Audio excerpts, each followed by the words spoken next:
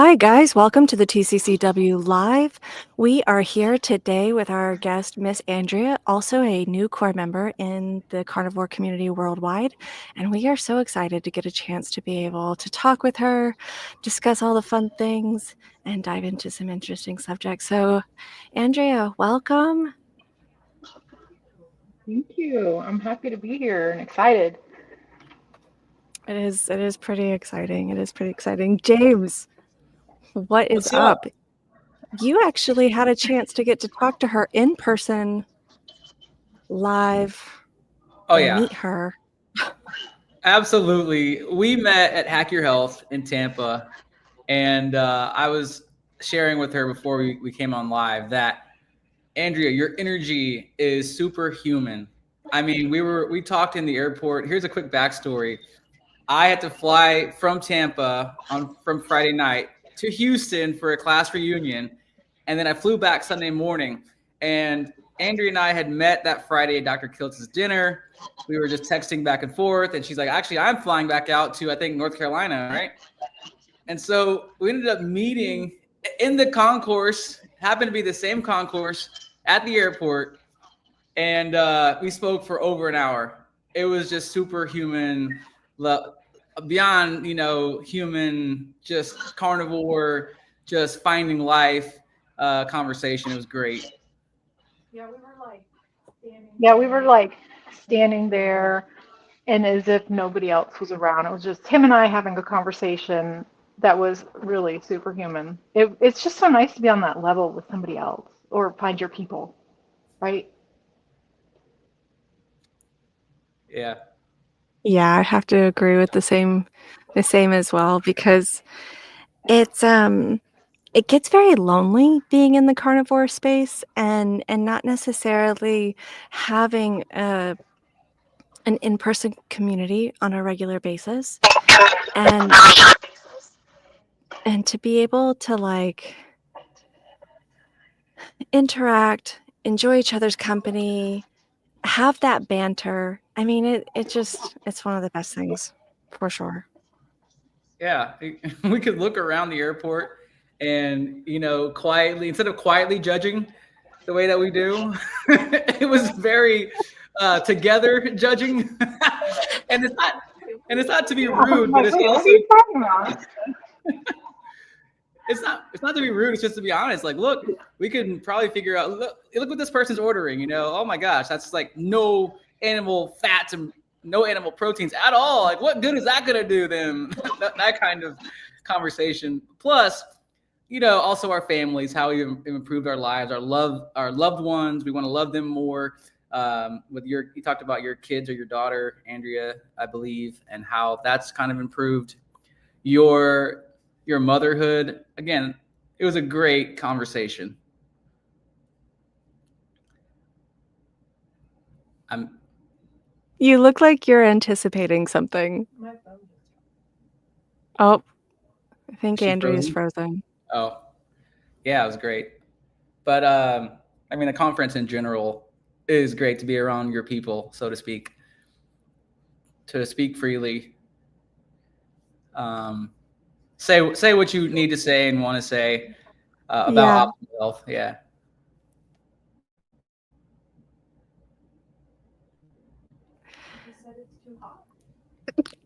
it looks like Andrea's Sorry. frozen. Yeah, she had to pop out and I'm like sorry. Um okay. One second. I'm gonna see if I can help her Okay. get get figured out really quick. Well, this is interesting. Solo. Just start talking, James. Just Yeah, I start know, I talking. know. Well, okay, I will talk while we sort out things with Andrea. To those listeners, oh, Andrea's back. I I'm think, gonna hold that topic though. I do have a question sorry, I wanted to bring up. my phone completely like overheated and wouldn't let me in. I don't know what's going on. Doesn't like me today. I was just hyping you up. Yeah, that's all. Oh, you were? Yeah, I think we can hype each other up pretty good. yeah. Well, I think I'm back, so I think we're good.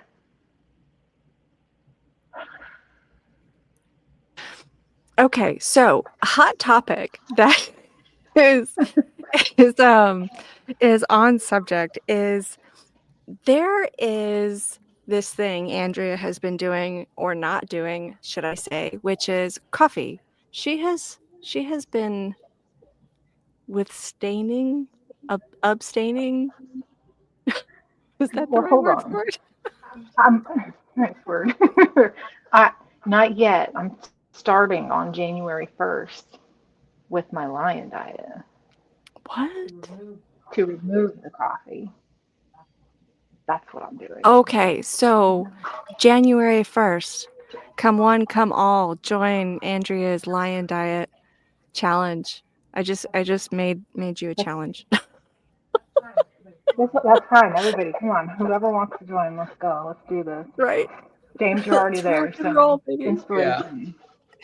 Well, I'm not 100% clean on the lion approach. Look, I started lion, meaning my lion version is beef or lamb only. And I think I've mentioned Mhm. once going to eggs out of the only availability at the time. I was off site somewhere. Anyhow, one meal is eggs. Other than that, Hack Your Health, which was just over 4 weeks ago, was my first start of the Lion Diet. And being just over a month in, it is absolutely mind blowing how good humans can feel, or at least I'll speak to my own experience, which I relate to other humans. Look, carnivore is a win-win. We know this in the space. Carnivore with eggs is still optimal, and carnivore without eggs and additional uh, foods or drinks like coffees are it's just enhancing that optimization. It's amazing. Yeah, I'm interested to see how it goes when I cut coffee.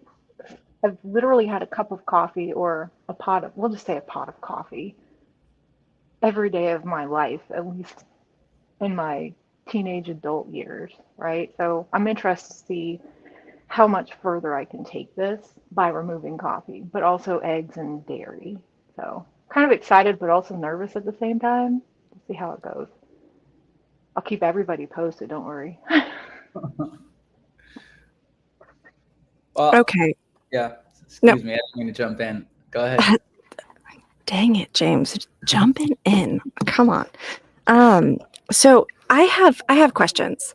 So for Hack Your Health, you both went and had an amazing time. So other than me being utterly jealous of not showing up and being able to have the same experience with all of you, what would you guys say was like your favorite part about the whole experience, other than missing me while you were there? You were there in spirit. We wanted you there. I think for me, it was just exciting to be around, we'll just say like-minded people, because where I'm at, and I'm sure that a lot of people can attest to this, where we're in this level that is not understood by the populace, and the way that we feel while we're in this lifestyle, I don't call it a diet, it's more of a lifestyle. Um, we've never felt like this before. And it was just very nice to be around people that have that same sense of feeling where there's this calmness, there's this clarity. Um, I don't know. I don't know how to explain it, but there's definitely a sense of calm, and I think just being around everyone that has the sameness of um, energy is just amazing. I didn't want to leave. I want to go back, or I just want to be around people like that again. What do you think, James? I agree, 1,000%. It was amazing. I'll never forget that Friday arriving in the morning and walking in and feeling like family. I went last year, so then I saw some of like recognize faces. Hey, how you doing? Good to see you again. But one of the first people I see is Carrie Mann. And I was on with him like so many of us. And it's just like, hey, what's going on? Good to see you. It's family. You meet his team, and then going over to Dr. Kiltz as well. Just interacting with him last year and throughout, obviously engaging throughout the year like we all do as well. And same thing. It's like family. Hey, what's up? He calls you by name. Not just me, but other people. Obviously, Jonathan was there. He knows Jonathan well now. So it just felt like family. And to have those experiences, those habits, my favorite part was on Friday at Dr. Kiltz's dinner.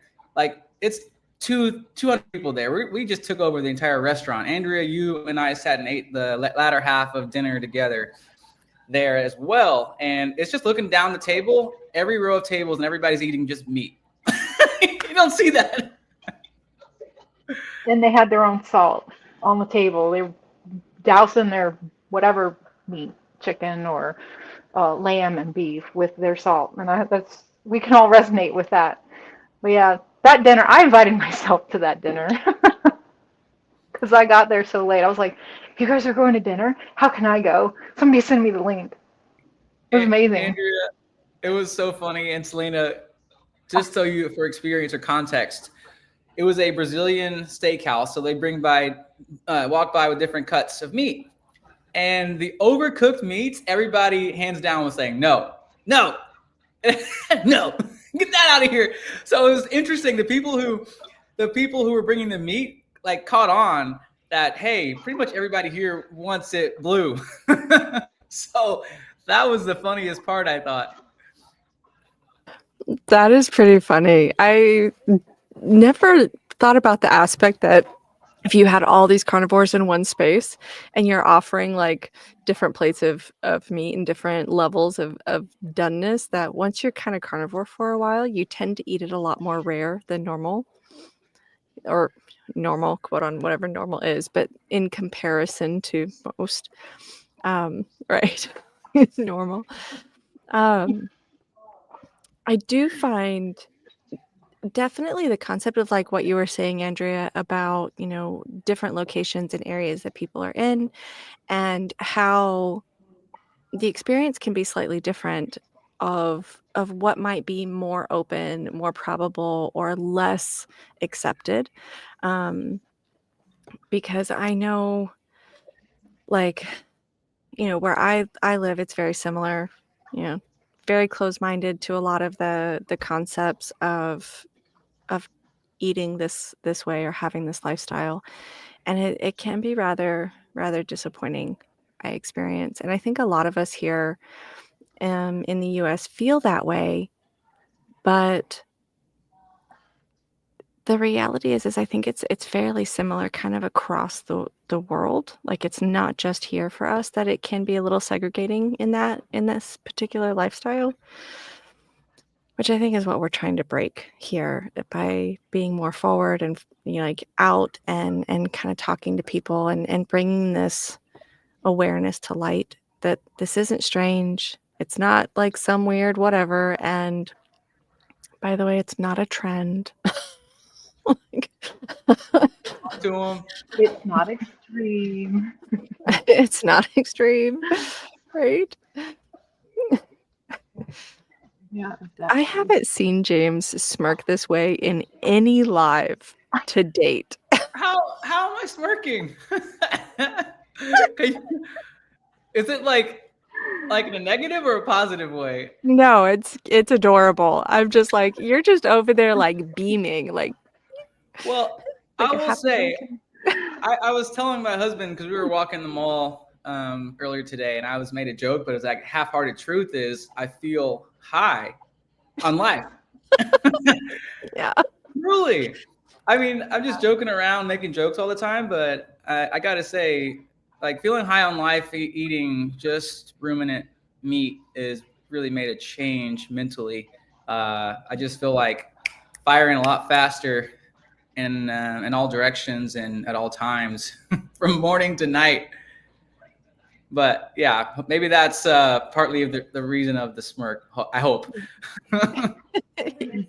maybe if, because you've been doing the lion diet for a couple of weeks now, it's kind of like kicked in, I think so. where your body is adjusting to it and it can Yeah. continue on with what you've already been doing on carnivore, because we already know cutting all of the processed stuff and fruits and vegetables, eating only meat or animal based, right, gives you that mental clarity and allows you to be, gosh, just in it, if that makes sense. But removing everything else, I Yeah. think dairy can probably cause some problems, even eggs. So removing that just allows your body to continue to excel and fully become what the human species is supposed to be or feel like. Yeah, I think I have to agree with that completely. Absolutely. We have Brian down here in the comments on the Instagram live. He is basically starting a chant. He doesn't realize it in the comments. It says, "Tell us your story, Andrea." But I almost imagine that he's like in the stadium, like, "Tell us your story. Tell us your story." That's what I imagine. So for all those that are not as familiar with you or your page or haven't discovered you yet, how is it that you came to be on carnivore?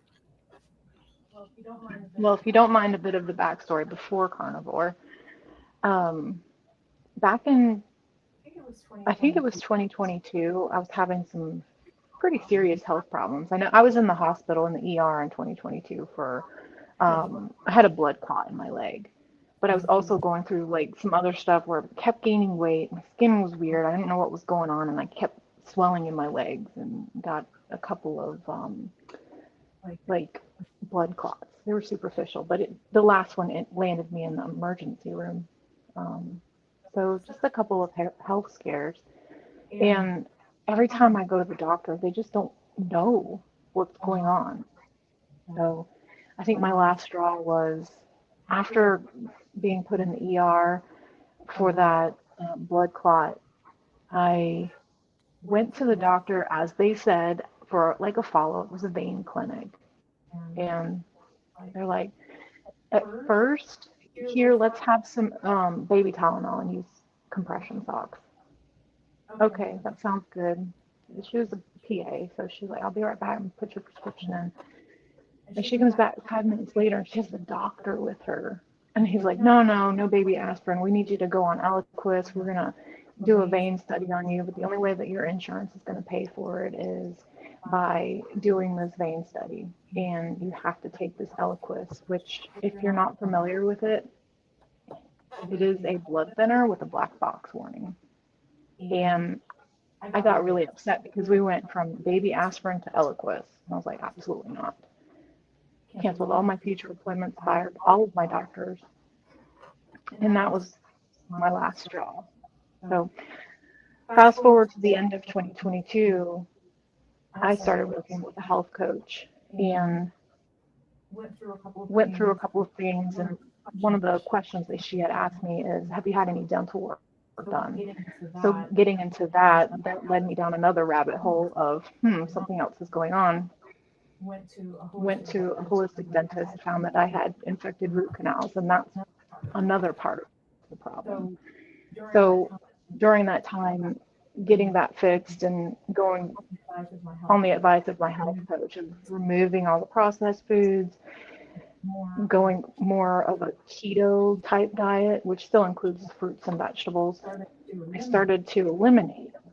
And as I did, I'm like, gosh, I'm starting to feel better when I don't eat this stuff. And I would say within a year or so, I started removing most vegetables, most fruits, just on my own. And then I found the book, Toxic Superfoods, which you can imagine how I felt when I saw Sally Norton at Hack Your Health. I was like, oh, Sally Norton. But so I read that book and was like, gosh, this makes so much sense. So I just kept eliminating stuff. And I think the last thing that I removed were sweet potatoes. And that's when it really clicked, because those, whenever I ate them, my body ached. It was almost like having a fever. if that makes sense. So that's kind of what led me to start removing stuff. But a more fun story. I was at my cousin's house one day, about a year and a half, well, maybe 2 years ago, and I was telling him what was going on, what I was doing. Um, I had started working on my health coaching certification myself because I wanted to help people too. And he said to me, "You should do carnivore." What?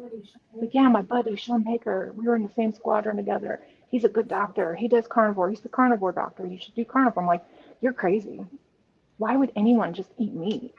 Like, I had already kind of eliminated stuff, but I just thought it was crazy. So he's like, go follow Sean Baker. I'm like, okay, I'll do that. And I did. And that just kind of took me down the path even further.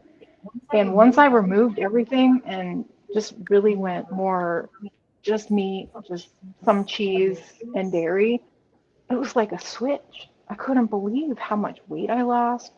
Um, Really, it's just been the clarity in my mind, and like James said earlier, like the ability to just fire. It's hard to describe that feeling, but as it's like every day gets better and better. And that, just talking to my cousin that one day in the kitchen and having read that book by Sally Norton about, toxic superfoods, like kale is not good for you, spinach is not good for you. Like, why am I eating this stuff? They tell you that you should be. But when I remove it all, I feel amazing. So that's kind of like in a nutshell how I got here. And I would say in the past 5 months, I've been more strict carnivore. I had in the beginning of the year, I had avocados, maybe, and some cherries here and there, blueberries, but I cut all those out about 4 or 5 months ago and really started seeing some changes in my body composition. That's been the most amazing. I'm like, this is just how I'm supposed to look. I lost like 30 pounds in the past year and a half or so. I'm like, this is amazing. It's just amazing. Everybody should do it. Right? It is pretty phenomenal to get that just shift of feeling better. And like I tell people all the time, the whole focus with carnivore shouldn't be about weight loss. That comes when healing. It's like when your body is finally healing and it's able to feel safe, it will let it go. And I think so many people also, though, have kind of this like sociological idyllic of what they're supposed to look like as well, that it's like, there's this thing where it's like your body has a healthy stasis, a place that it's supposed to be. And that's not going to be the same for everybody, but you can see it when people are not eating a healthy diet. And what I consider a healthy diet would be carnivore. Like, you can see it. You can see Agreed. the pressure in their skin, even if they're not, quote, overweight. Like, you can see it, and it's hard not to notice, for sure. It kind of makes you want to just like go shake somebody, right? And it's like, hey, I know you don't feel good. I can see it. You probably feel really hot right now or inflamed. Let me Yeah. help you. Yeah. Right. Well, It goes back to the judging part, right? I think the difference is we're judging from a place of wanting to help them and not judging from a place of damnation, if that makes sense for people. Like, Oh, yeah, it's like 100%. you guys just don't know. Like, you're not even aware. So we have Everett in the background. I'm going to add him in. And when I add him in, I'm going to have to hop out for a second. So if you guys be patient, but welcome Ev and let him in. Hey, Ev. What's up, everybody? What's up, Ev? What's up, What's going on, James, Andrea? Good to see you. Ev? You too. Nice Huh? to see you. I literally just pulled into my apartment, so I got a lot of catching up to do. Well, Hey, yeah, we that's were really just. good I don't know if you timing. heard. I don't know if you heard what we were talking about before you hopped on. Oh, oh, that's the surprise. Oh, wow. Okay, if you're Sorry. listening, I know it's you Selena can't and hear Andrea her. are in the same spot. They're in the same location. That was a surprise. Wow. That's amazing. I was like, wow, both in North Carolina, right? Oh boy. Like looking over here. Selena, I'm gonna tell Jenny on you. Yeah. I'm gonna tell He said, Jenny "I'm on gonna tell Jenny you. on you." That's why there was an echo this entire. Oh Surprise, my everybody! gosh! He said, "This is why it's echoing." Yes, yes. I'm like, that's so weird. Amazing that y'all are together. Yeah, I'm gonna go back to my room so I can hear you guys. She's going back so she can hear everybody now. That was a surprise. Wow. All right. Interesting. That's a nice surprise. Great to see you two together. Oh, Yeah. Yeah. Well, what's going on? I mean, everyone thought I was gonna be like, oh my God. Oh, wait. Did we lose her just because I walked over here? I think so. The camera's mad at me. Maybe. I'm surprised you don't have like a backup microphone in your studio. I just gave it to my husband today. Before this. Okay, fair enough. He deserves it. I think your husband was live last night. He was. He's starting to kind of go live, and is it too fun? Is it because of this? All right, she can come over here. All right, this is an amazing surprise. I love it. Flop of shit. I don't So know how this concoction is gonna work out. now, just for reference for anybody listening, Yeah. Andrea is now in Selena's studio in a very Yup. tight Make space. her reconfigure her whole studio. We might have to share a chair together. Right? Yeah. There's no chair room, guys. It's not even like a. Oof. That's Can we do brutal. that? We can do speaker. Which one? Well, it was funny though that one of the conversations you left off with Selena is just how judging others out of wanting to help them, and it comes from a good place. And obviously, I think that these same people who are standard eaters are judging us. Yeah, Oh, Yeah. there it is. well, they judge us because they're not used to information that we hand to them. Absolutely, and they're not used to seeing just meat on a plate. I think it's interesting. Like today, for example, I was out at the mall. I ordered beef patties, and I saw that eyebrow, Ev. We can't hear you, but I saw that. Oh, Hold on. Working on it. Are you losing me at all? I can hear you, Ev. Okay. But I was saying it's interesting. I ordered the beef All right, you patties. guys say and- something. Oh, hello. Hey, talking. No, can you hear me? Oh, she exited. Can you hear me now? Hello. Good. Is it plugged into your phone?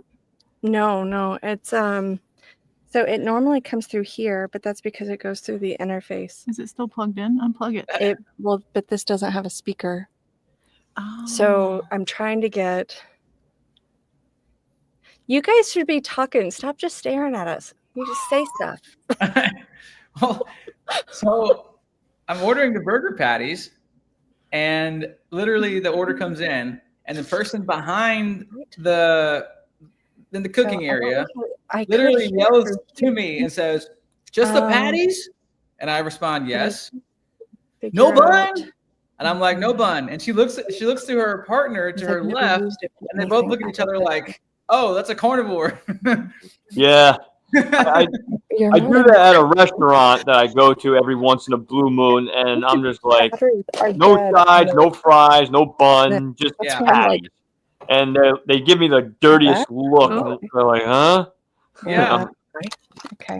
Shows you how much I use the And remote. the only thing that's the worst part about that though, James, is the burger, because it comes with like You are more than welcome. bacon, cheese on a bun, and French fries. It comes out to like $16, right? Second. So I'm paying like $16 for like actually no, I'm paying like $32 for 2 patties basically. Yeah. Well, this is great because Yes. What kind of charger do you need? The iPhone? so I'm trying to send a message to Selena. I don't think she knows that they're unmuted. Yeah, I don't think they know. There she goes. Okay, she got it. I was gonna respond to that though. I got the 2 patties from wow, where was I? Anyway, $5. $5. It was a great deal. Yeah.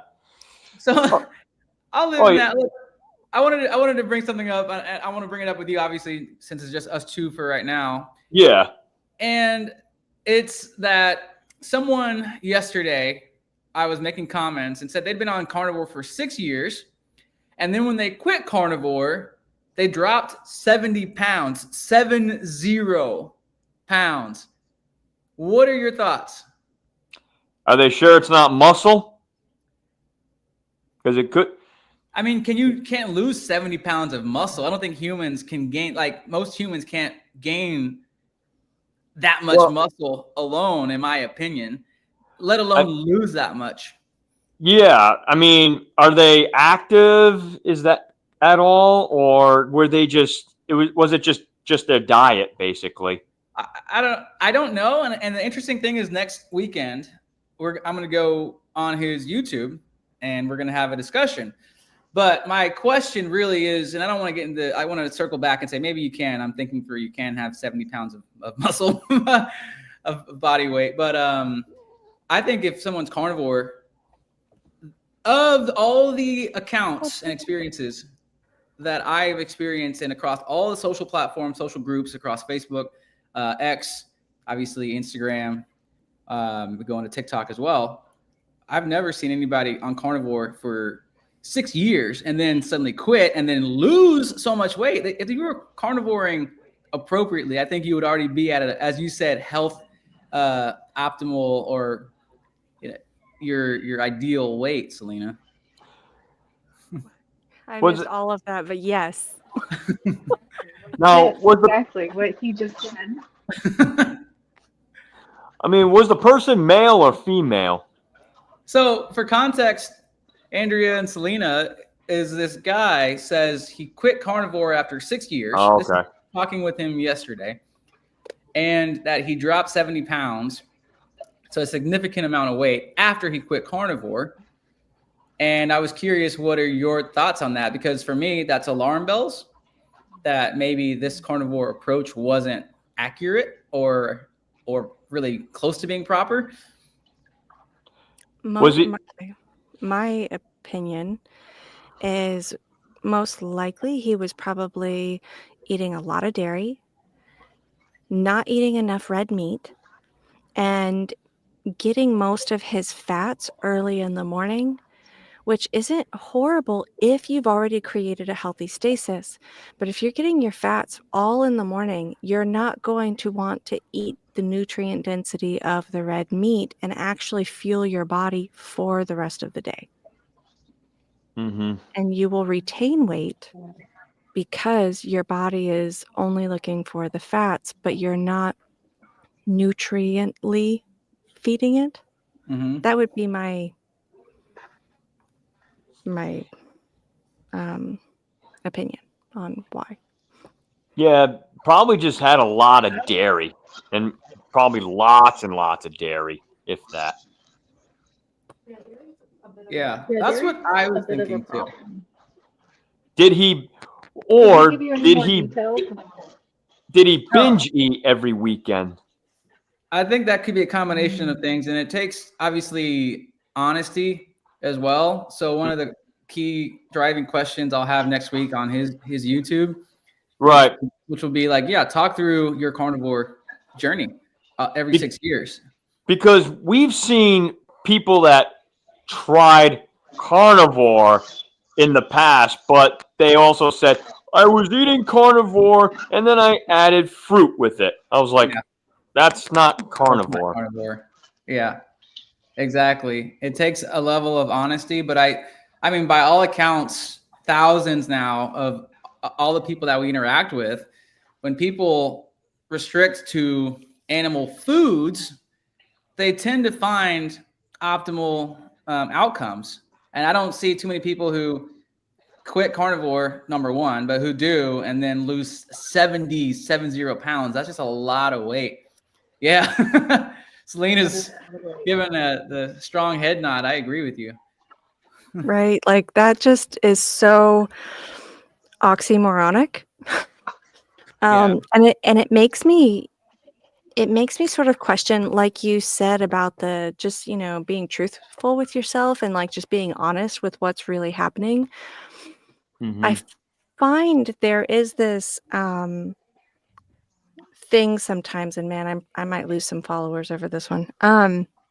I find that there are some things sometimes that people tend to be psychologically addicted to drama. And if they're not getting enough of that dopamine hit from what they're doing experientially in the moment, usually they will create scenarios, whether they're fully honest about them or not. And I'm not saying this guy's a liar. I don't know.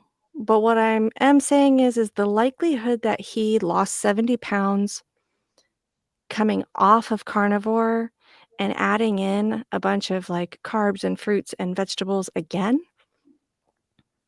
and then he lost 70 pounds. Yeah. What drugs were you on? Yeah. What prescriptions? I think we lost Andrea again. Exactly. So like she just said in the background, maybe he's on the shot and isn't being, I mean, but these are all speculations. We don't Yeah. know this. So anybody who's watching or in the comments, be aware. I'm not saying he is. I don't know what he's doing. I'm just saying 1 and 1 is not equaling 2 on this particular equation. I agree. Yeah. I don't see. Yeah, there's I got to don't be see. some more backstory to that, other than just being carnivore and then not being carnivore. Like 70 pounds is a huge number. Yeah, I mean, it is for sure. Unless he's taken the fat drug. Yeah. Right? The one the one that is announcing to the world that we have an obesity problem because everybody's willing to take it. Everyone's willing to talk about it. I love the fact that it's now mainstream and it's even on a show called South Park. There was an episode that was released and it was an hour-long episode just about, quote, the drug. And everybody's like, hey, do you have the drug? They have the drug parties where they're all just jabbing themselves and they're losing weight. So how is Cartman going to look? He's not going to be beefcakey anymore. Right. That was one element. I won't spoil it though for those who want to watch it.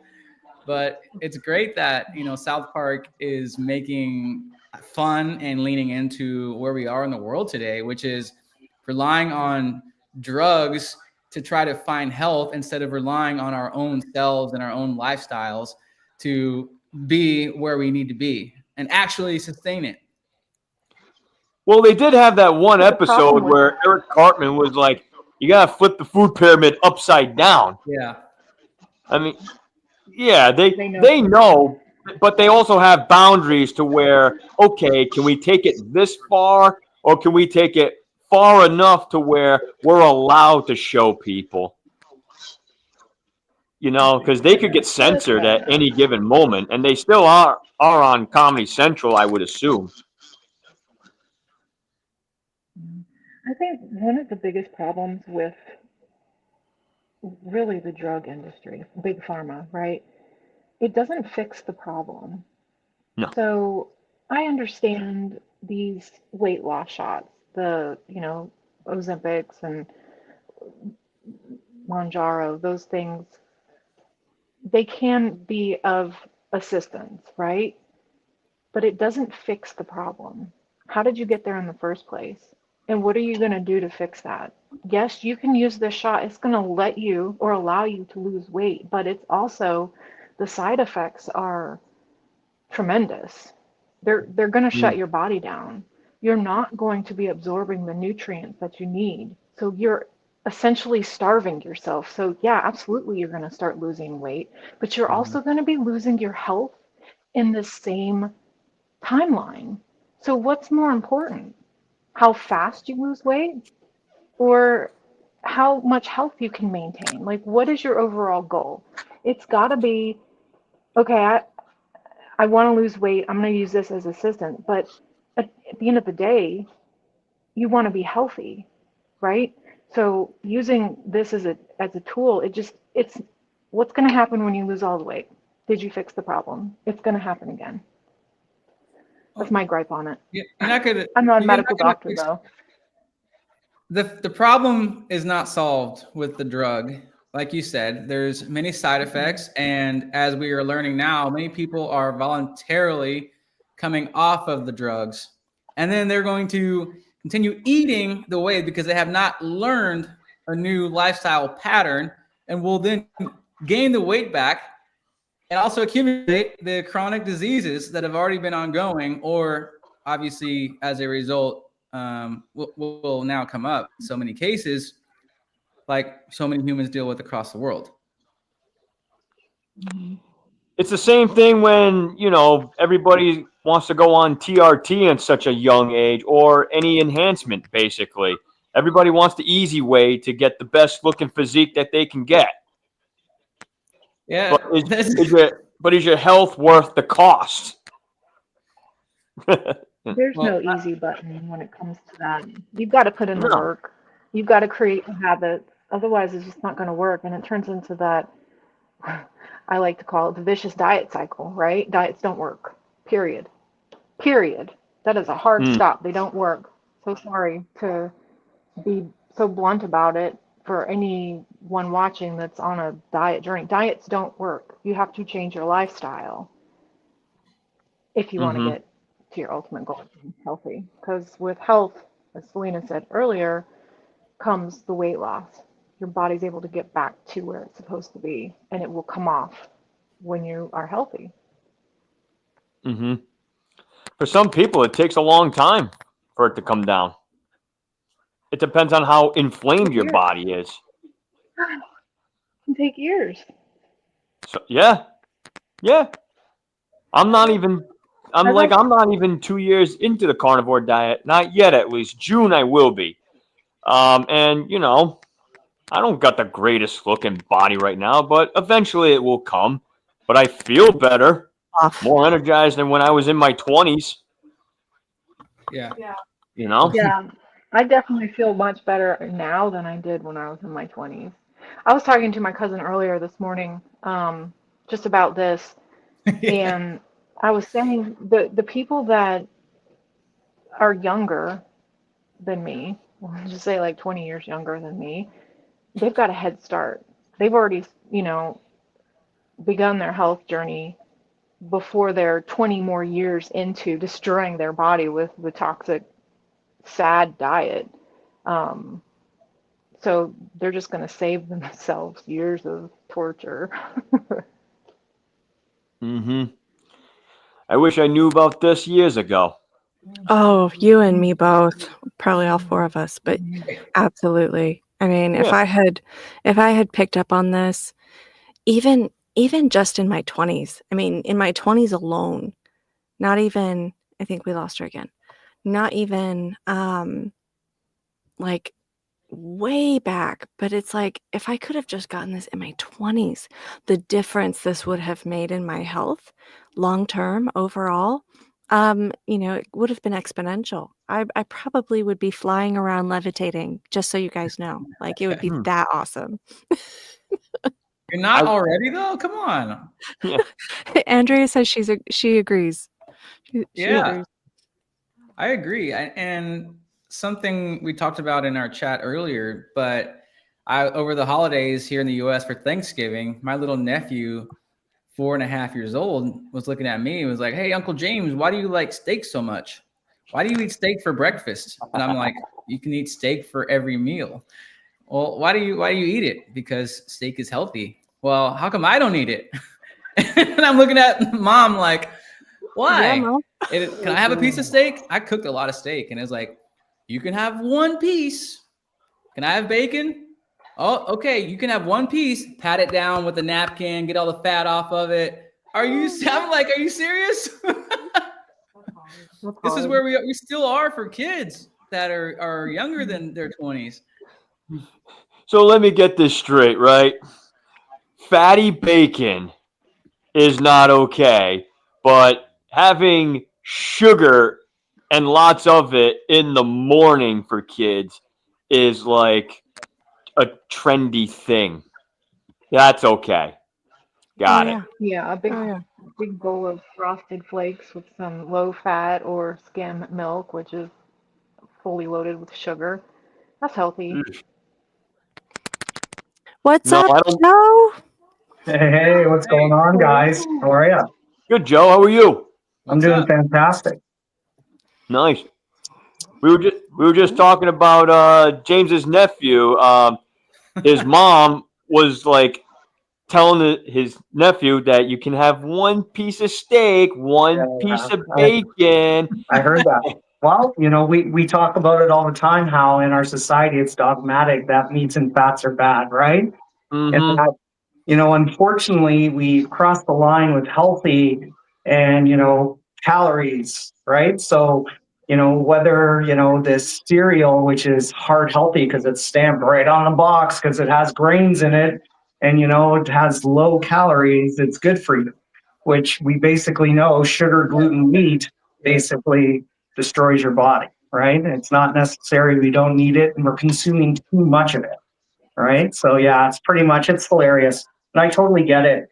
I had this conversation with a client the other day. I said, you're actually doing your kids a disservice by not promoting the lifestyle that you're living, that you're thriving in.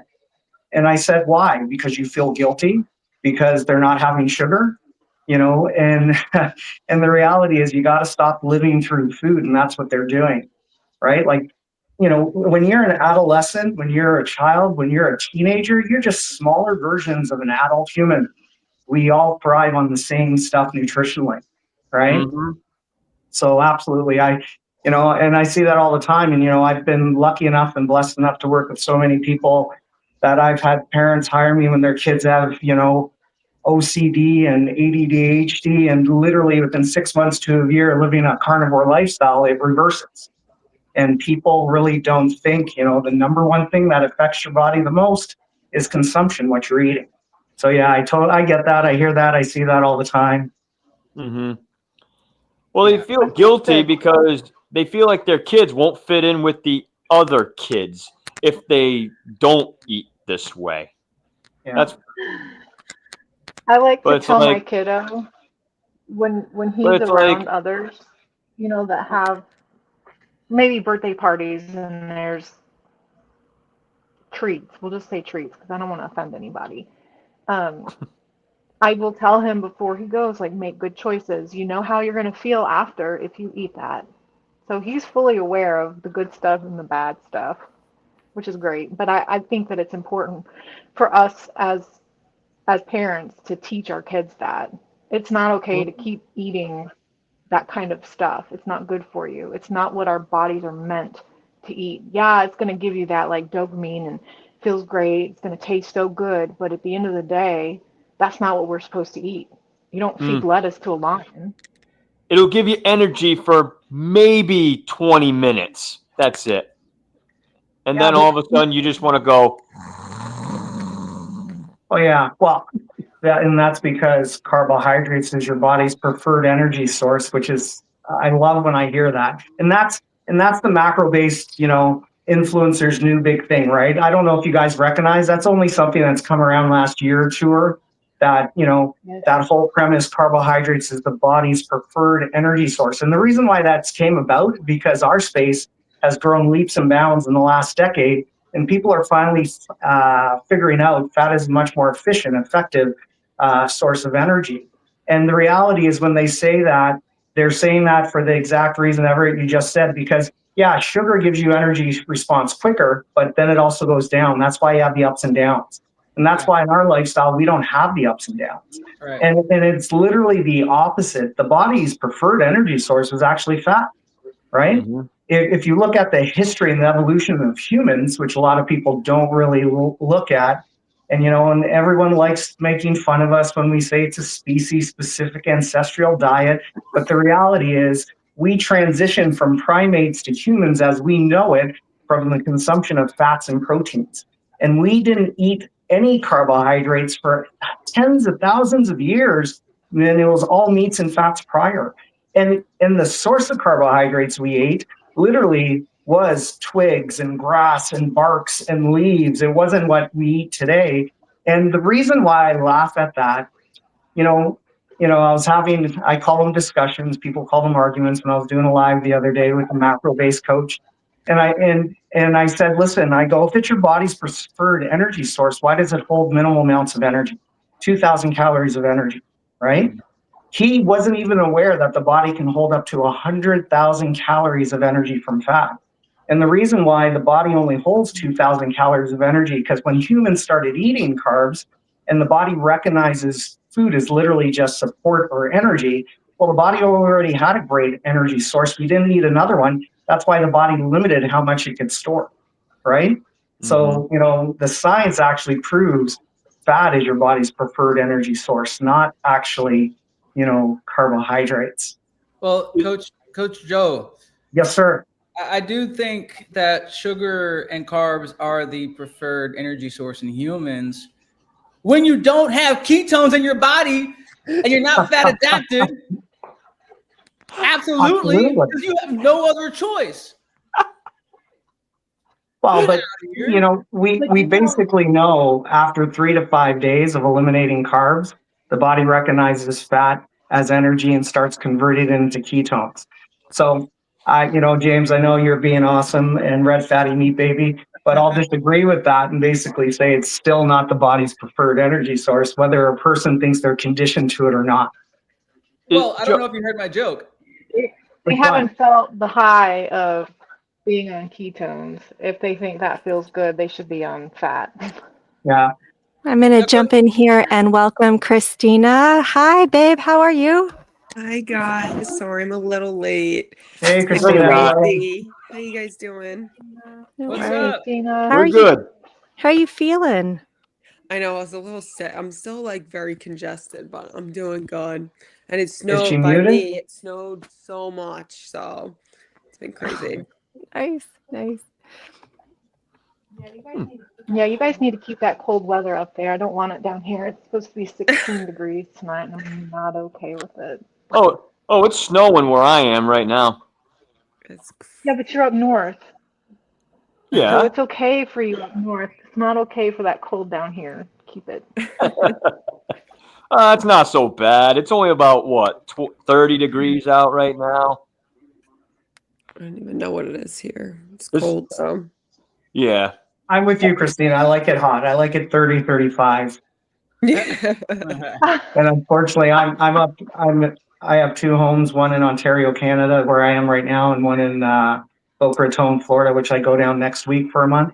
But I much prefer the weather down there, 100%. Yeah, that's the best. Joe, I can't wait to see you. I am definitely. Yeah, buddy. And I don't know if I cut out. If you got my joke, definitely ketones are the actual preferred source. No, I know, buddy. Okay. I'm just having some fun. Yeah, absolutely, 100%. Yeah, but I can't wait to see you. I always love, we were talking earlier in this conversation, like Kristina, we met at Hack Your Health. Andrea, we did.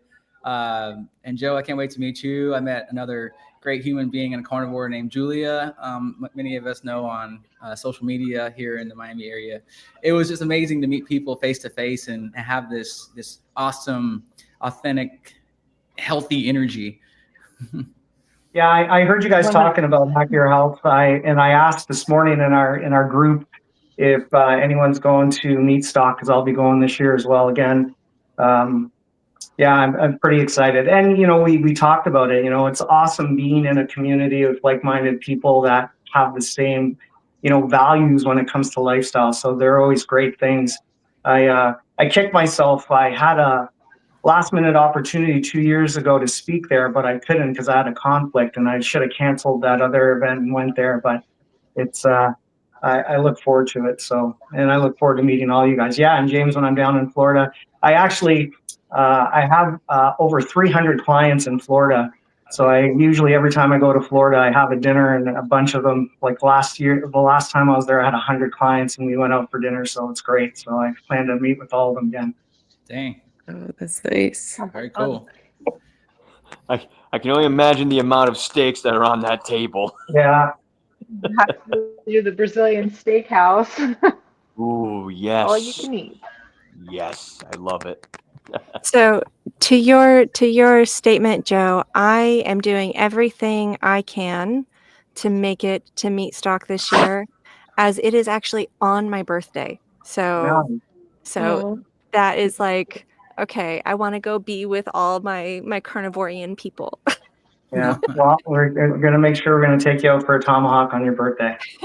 Sounds good. Sounds Yeah. good. I know, I've bought Kristina, my you always ticket to have your Meat Stock. tomahawks, and I get so jealous. What did you say? Sorry, I missed you. So I was watching I earlier. always see you with your tomahawk steaks. Yeah, I love a good tomahawk. So with it was that Christine? Because I see Christine with tomahawks all the time. I get jealous too. I only get so many when I get a whole cow. I love it. So I'm going to Meat Stock as well. I got my ticket already. Yeah, so see you there. It's going to be epic. What's it like? What's the layout of events? Like, it seems like it's in it almost has a feel like it's in a small town. And is it like in an outdoor environment? Well, it's in Tennessee. You know what? I've been carnivore over 8 years now, and I can honestly tell you the space and the events in the last decade are just crazy compared to what they are now. And even the speakers, the events, it's truly, it's motivating, it's inspiring, it's empowering. Like you go there for 2-3 days and you leave and you just want to like friggin' you like want to change the world, right? Like we already, I was on a podcast with Mark, and we were talking about, he had Dr. Sarah on, which was a doctor in the UK. I forget Sarah's last name. That was basically, she was like disbarred by the medical community because her beliefs in the ketogenic lifestyle. And, she made a comment where, when you find out the truth, you have to deal with the consequences, meaning it's hard to lie to people, right? And it's amazing when you go to, I think, just looking at some of the speakers and some of the criteria this year, like I'm going to get into as many as I can just to increase my own knowledge and ability, meet a bunch of people that I want to meet, and, just to help me empower others in this lifestyle and to promote and get them to do it. Yeah, like if you haven't been to one, and I would say every year they get better, right? And it's crazy. Like I was at one 4 years ago, and like I'm an early riser. I get up at 3:45, 4 a.m. every morning. I go to bed around 11 or 12, and I usually train within a half an hour of me getting up. And it was just crazy. I go to train, and like there's Dr. Barry and a bunch of people training, right? And everyone just starts working out together and start talking, and you have these awesome, basically, conversations, but they're all basically genuine, and they're all non-scripted, and they're all just naturally occurring. Like it's crazy just listening to conversations, listening to people. I get super jazzed and excited just thinking about it and talking about it, and it's awesome. And the difference with Hack Your Health and Meat Stock is really carnivore driven, where Hack Your Health, there's a lot of carnivore in there, but it's not like 100% carnivore, right?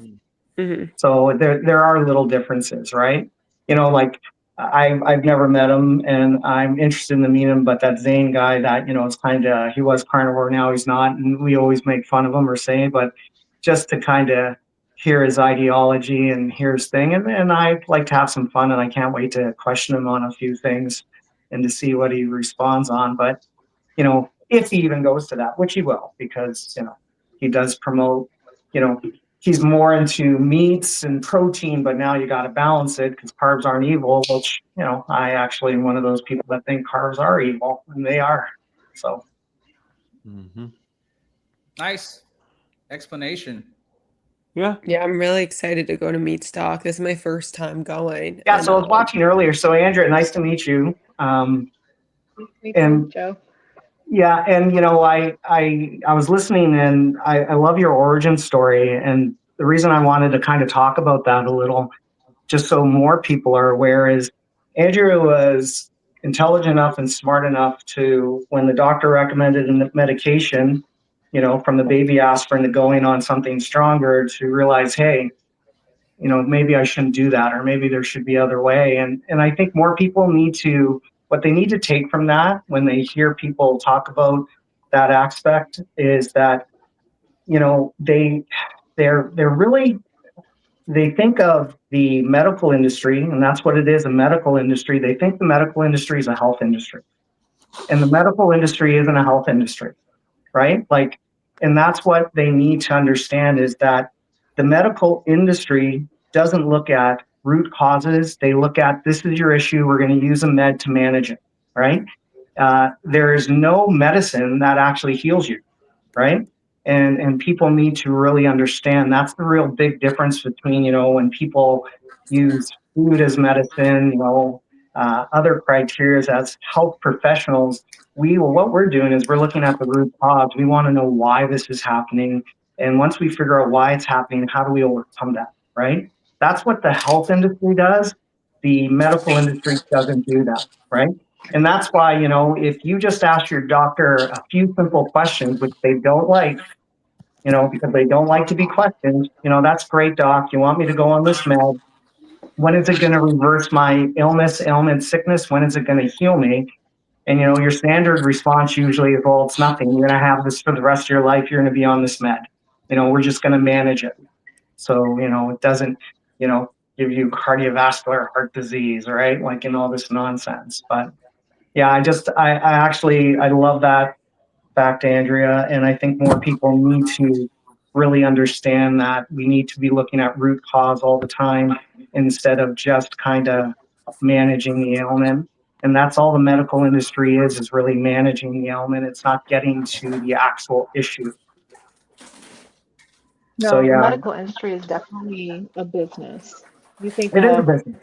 when you walk into a store, you're there to buy something, and that's the exact same thing that what the health insurance is, or the medical industry. It is only a business. If you're not sick, they're not in business, and they're not making money. They're not there to heal you, just like you Yeah, said. and And people need to they don't recognize that tell you. food companies Yes. want you eating, medical industry wants you on meds, right? And I think where the people are having some issues is, there's a big difference between medical and pharmaceutical, and they're both industries as well. Inherently, I don't have issues with too many doctors, right? They are great individuals. I have 4 family members that are doctors, right? They are great individuals, and they usually get into that industry or that profession because they want to help people. It's more their system. Their system is based on meds to basically manage, not to heal, right? My issue with doctors is they're uneducated when they actually comes to health. They have no nutrition background. They have no supplementation background. They have no exercise physiology background, but they love to give that advice all the time, and they shouldn't, right? I have clients that are doctors, that are nurses, that are practitioners, because that's not their job, right? And unless they go outside of their purview and they take courses and they learn, they get nothing, right? But that's not their job. Their job is basically to sit there and talk to you for 7 to 11 minutes. And in that 7 to 11 minutes, diagnose what your issue is and, hey, let's take this med, right? Well, Yeah, and to your and point not give you about the black box warning. And to your point, Joe, about this being an industry and a business model, is you enter the front desk area, and the very first question is your insurance up to date? Because we want to make sure that we're going to charge you, obviously, an overinflated rate that we're going to get paid for. And then the very next question, or the very first question that you're asked when you are in the office with the physician, is this your current or still your current pharmacy? Because that's another transaction that's going to happen. Yeah. There's more financial incentive there to prescribe, and then there's money spent also with insurance. So you're paying the doctor and the pharmaceuticals all in one visit every time that you go, let alone other treatments that you may not have expected to receive while there. So yeah, I think ultimately I wanted to land with this part or topic as well, which is, as we know, I would call the overall health industry a scam. Not to you, Coach Joe, not to you. I think overall the industry is a scam because more than ever people are subscribed to gyms and workouts and buying equipment and bikes and whatever you want to call it, and we're growing more unhealthy year over year. Oh, absolutely. I agree. Listen, I left the corporate world, the fitness corporate world 2 years ago. I was in fitness for 35 years, just under 4 decades. And, it's kind of the dirty little lie in the fitness industry. We tell you it's 50-50 nutrition and fitness, if you want to get healthy and change your body. And we literally know it's 80-20, 90-10. It's nutrition and then activity, right? And even the aspect, I actually have done videos, you don't have to exercise, and people lose their mind, right?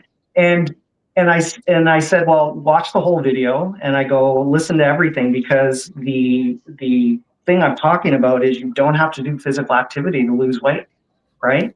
And the reality is you don't, right? And that's prevalent from millions of people around the world going to the gym every day, and they literally look the same. They never change. And the people who do, what have they done? They prioritize their nutrition, right? So the body basically changes.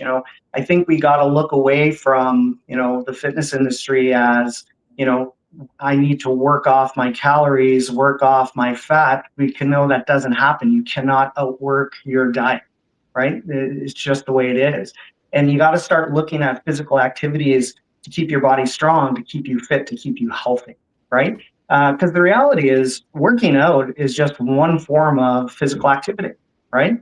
It's not the end and all be all. You can basically do what James does. Like, he does his shuffles, he does his steps, he does his walks. Like, bottom line is you can get great physical condition, right? I'm one of those people that I do believe in physical activity on a daily basis. Like, I do something an hour physical every day. I only go to the gym 4 days a week, but I'm doing something hourly physical. And I don't do that to lose weight. I don't do that to maintain weight. I do it to keep my body strong, healthy, and fit. Like, I'm 57, I'm 3 years away from 60. You hear people all the time in their 50s, 60s, 70s falling, breaking a hip, right? I don't want to be one of those individuals. And the reason why I'm not going to be one of those individuals is I keep my body strong, but it has nothing to do with my weight, right? I have a great before and after picture of, 8 years ago when I started carnivore. And, the only thing that changed before and after picture was just my nutrition, right? Um, and, and a lot of people say, oh, you look like that because you work out. And I said, well, no, I look that way because I work out, because I like a certain look. And I've always worked out since I was 14.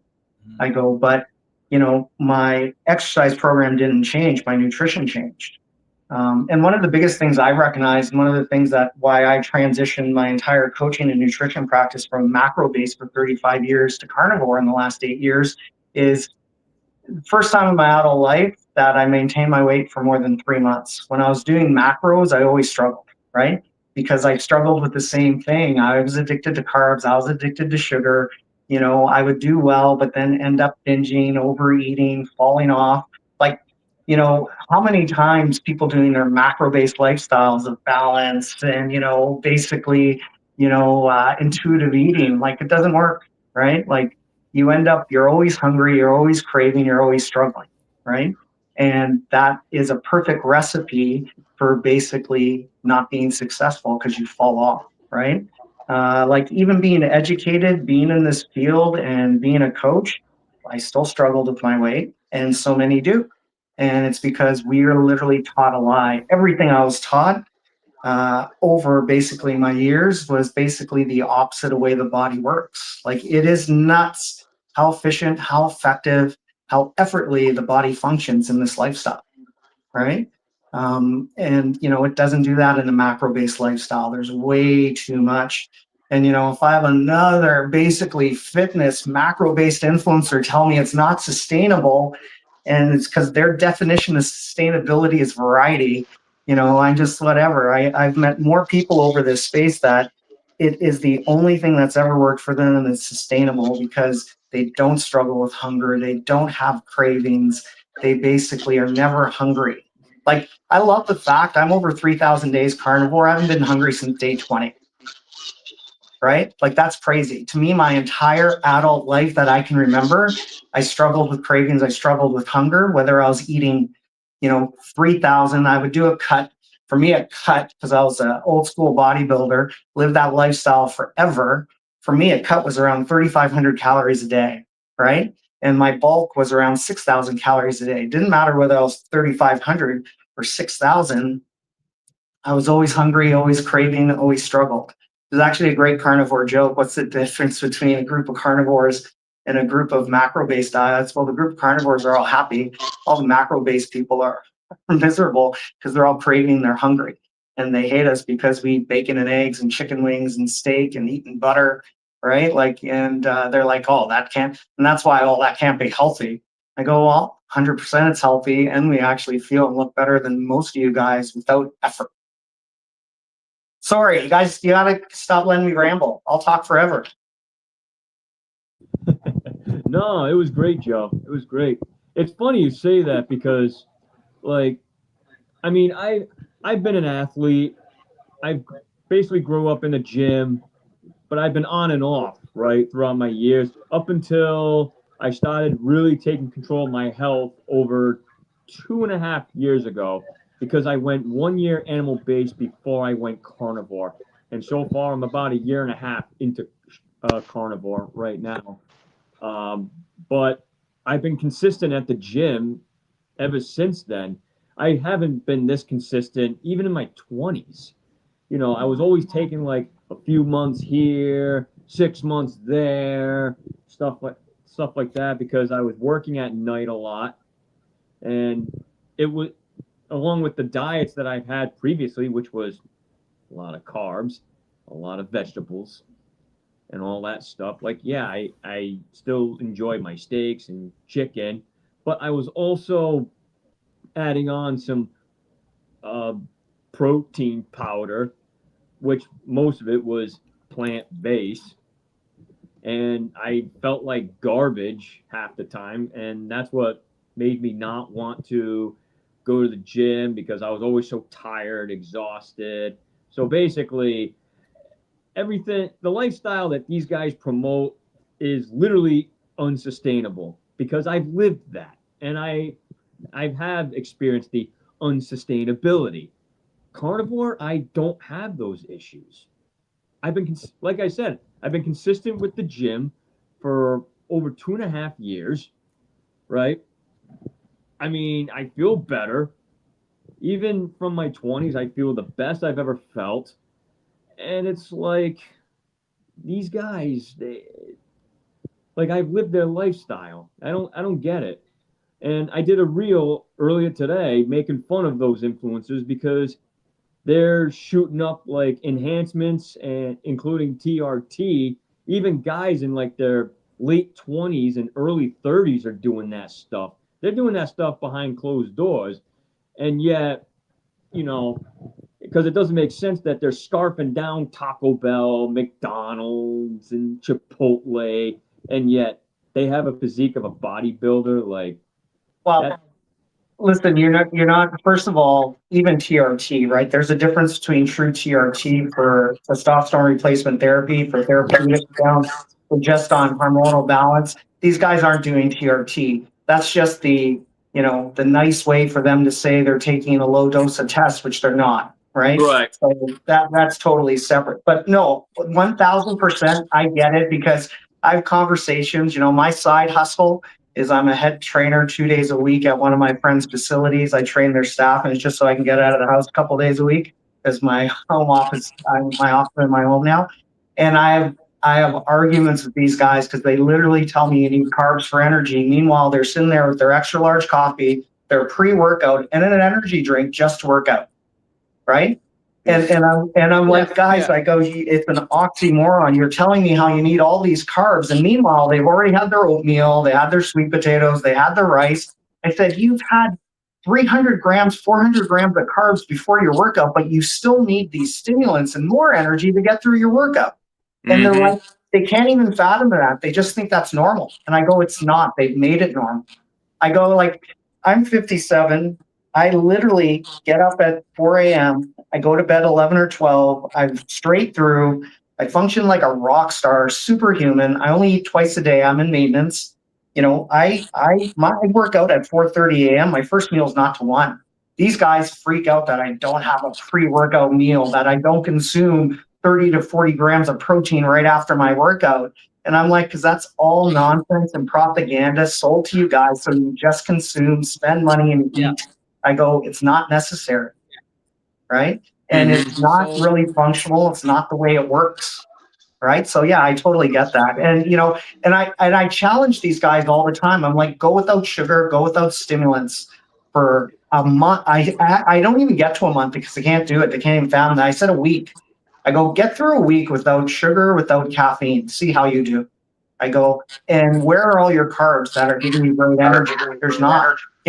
I was an athlete all my life. We were taught to carb load. Carb loading is basically a fallacy. Your body doesn't hold on to those carbs and gives you energy. That's why you got to consume them all the time. I have clients that are high-level elite athletes, triathletes, runners. They're training fat adapted, and they're utilizing fat for energy. I teach them how to fat load, and it's night and day different. My one client's a triathlete. She goes, it's crazy. She goes, I'm literally blowing by people on my bike and seeing them like squeezing their carb gel, glycogen gel, which is basically sugar. It's a sugar gel, right? And it's like these people have to do it once an hour, twice an hour, because it basically gets into their system, gets depleted. And she goes, and I'm just flying by, right? And like it's nuts. And I totally get it. And you're 100% right. And it's people who train, they have this hard thing. They don't want to put the work to get through it, right? And that's when a lot of athletes come to me. I tell them, listen, you're going to go through a rough month. I go, because your body's addicted to these stimulants. That's what's getting you through. It's actually not even the carbohydrates, right? And once they kind of get past that and their body starts getting a little more fat adapted and utilizing fat for energy, it's a night and day difference. Like your workouts have never been better. Your recovery's never been better. Your strength's never been better. Your stamina's never been better. Like, it's crazy. If you would have told me at 57, my training would have been better than when I was in my 20s, I would have told you you're crazy, right? Like we always talk about it. Like, I joke all the time, I'm 57, look like I'm 47, feel like I'm 37. Right? Sorry, I'm not laughing at you, Joe. I'm just laughing at Andrea sneaking up behind Selena. You guys. But anyway, I love it. I'm sorry, Joe. No, it's all good. It's all good. Listen to. Well, you know what, guys? I was just in between clients. Thought I'd pop on, say hi, jump in the convo. Love all you guys. Love the community. Love the live. And just came to jump on, say hi, and let's keep it up. Let's keep promoting the lifestyle, promoting basically the word of meats and fats, and it's healthy and it's good for you. And we just start converting more and more people. You got it, dude. Okay, guys, have a great day. Thanks. Yeah, you too. Mute, right? Bye, Joe. Yeah, it was interesting. It was really interesting to hear. I think it was either the Meat of the Matter or on the Carnivore Evolution podcast, but someone brought up, if you are in the sugar athletes, you want sugar athletes to be great half of the year or do you want a ketone fat fueled athlete to be 95% at all 12 months of the year? So 100% of the year, 100% of an athlete for half the year, or you want a 95% athlete at half the year? And I obviously easily would take that month, 95%. One of the studies that was mentioned in that podcast, again, I don't recall exactly, did show elevated consistency almost at 200% for ketone fueled athletes, because we're not guzzling, as Joe was saying, sugar and carbs just to get by in each workout. So also wanted to add, I'll wait. Ev, go ahead. No, I was just going to say that it's funny because these guys, they need carbohydrates every 20 minutes. They need a stimulant every 20 minutes. They need something to just wake them up. When they just have to eat fat and they have consistent energy throughout the day. Okay, now granted, it's not going to be the energy where if you chug down an entire can of C4, and you're like like one of those like ragers at the gym, that needs to get smacked in the back with a freaking chair or something, and you want to scream your lungs out before you bench that 500.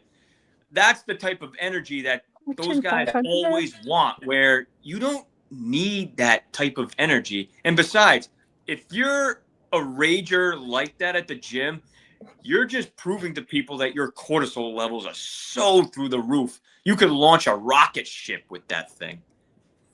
I love your explanations, Ev. That's pretty good. Right. Actually, I can't hear you. No, I muted for a second. That's why.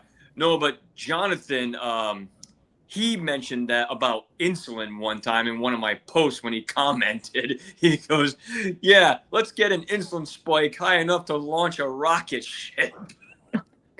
So I give credit to him. Yeah.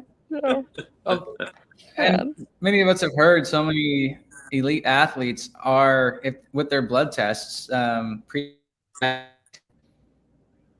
so you can be lean and mean and still have insulin resistance. Yeah. That's something a lot of people I don't think are very aware of, is that just because you're lean doesn't necessarily mean that you're healthy. Oh, no. And you can spot all the breakouts throughout their body, that their gut is screaming.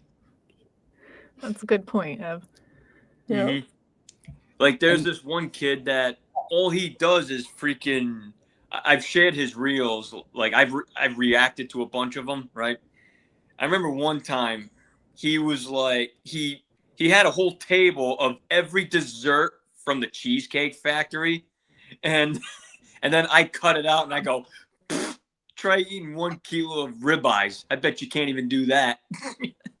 Isn't it funny though, like talking about that you can literally force feed yourself all of the garbage food without a problem. Like you could just go and go and go and go and go. But when you're eating something that is actually nutrient efficient and dense, there's no way you could eat the same volume of food. Yeah. No. Absolutely. Absolutely not. I mean, I can eat over 2 pounds of steak easy in one sitting. Those guys, I don't even think they can do that. Do that too. Shut up. But there's gonna be no off switch,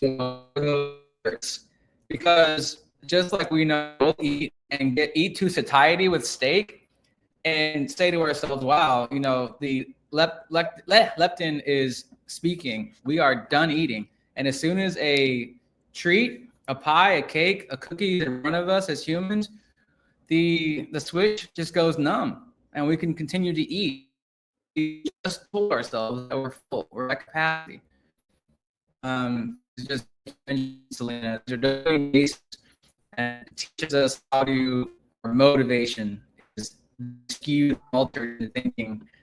Oh, this is normal, this is healthy. Yet, right. Your sound is cutting out really bad, James.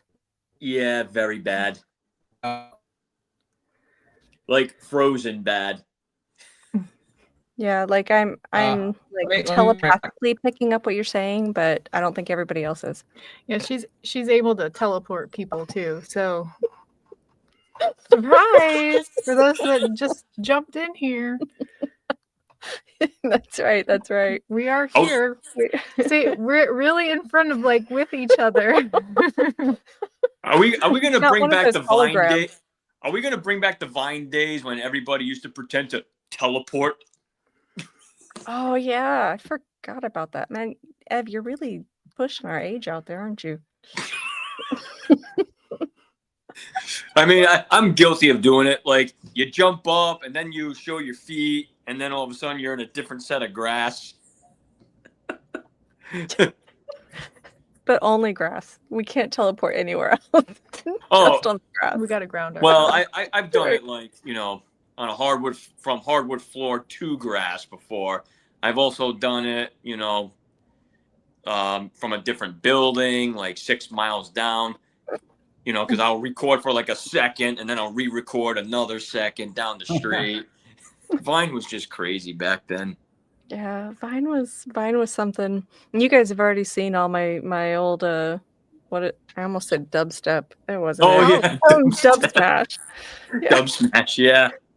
Like I never dubstepped, but Hell, that was so like back in the day. right? I know. I was going to share, though, I don't know if you guys heard of a really new study. It's very robust, and it actually supports the red meat as being healthy, which is me. Oh, hi. Nice. It's you. What? No. It's funny. I just had to, because like that's the way I phrase it now. Like, oh, there's a study that says red meat's good for you. Oh, what's the study? Me. Like, there's no you can't compete with that. No, you really can't. That's a really good point. We are our own experiment. Like, yep. Mm-hmm. It's within our power to take control of our own health, and this is definitely the way to do it. Which you did, and then the proof is, like I mentioned before, like one of my TikTok videos was removed or flagged because I was referencing you, Selena, and how you healed. I didn't say your name, but healed I know. from cancer on a carnivore diet with minimal medical intervention. And someone somewhere thinks that's misinformation. Probably somebody tapped in and bought into the system, quite literally. But you said the word heal. You didn't say the C word. Oh, I think we lost him. I think he might have actually said the C word. So I've learned, as far as I have to say things like reversed my diagnosis, or reversed. You have to say it in such weird ways that even if somebody tries to report it, that it doesn't go through, because they're like, well, she didn't actually say ... XYZ. Right. And it's really sad. Like, I've practically been, I think, like, out of the last 5 videos that got put up on TikTok, I think 3 of them I had to remove. And literally just talking about my own personal story. I know the same thing, very similar, that's happened to Jenny.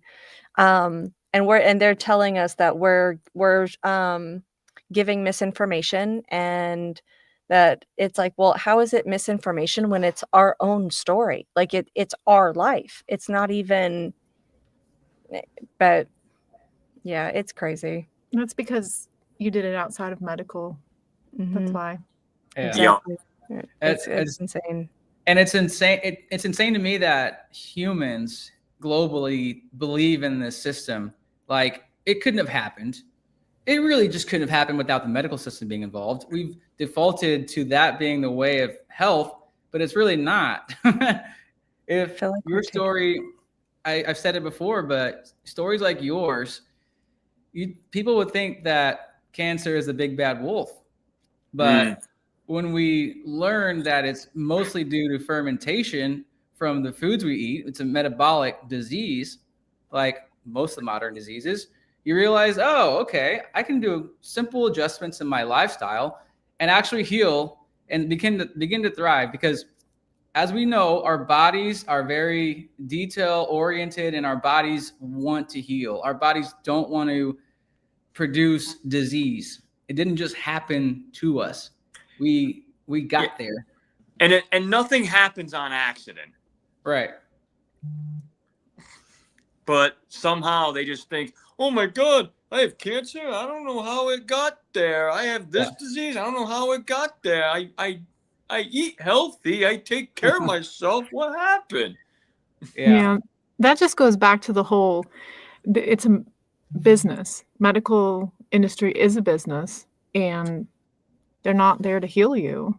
They can fix things. Well, back in the that are like a fire, they can put the fire out, but they're not there to heal, unfortunately. Exactly. Well, back in the 50s, you used to be able to heal at the hospitals because the beds were outside because you were getting sunlight, and you used linen sheets. Yeah. Now you're just laying on plastic, basically, and you're not getting any sunlight, and you're being fed garbage food that you wouldn't even feed your dog. Yeah. Right? Well, here, have some Jello. This will make you better. Yeah, not at all. Like, that's the reason why. Some Wonder Bread, white Wonder Bread. Wonder Bread. That's why so many people are in the hospital in the first place, is from those types of foods, and then just perpetuating. So I wanted to stick it to the modern mainstream medical system, and they can stick it in their mouth. You want to see what it is?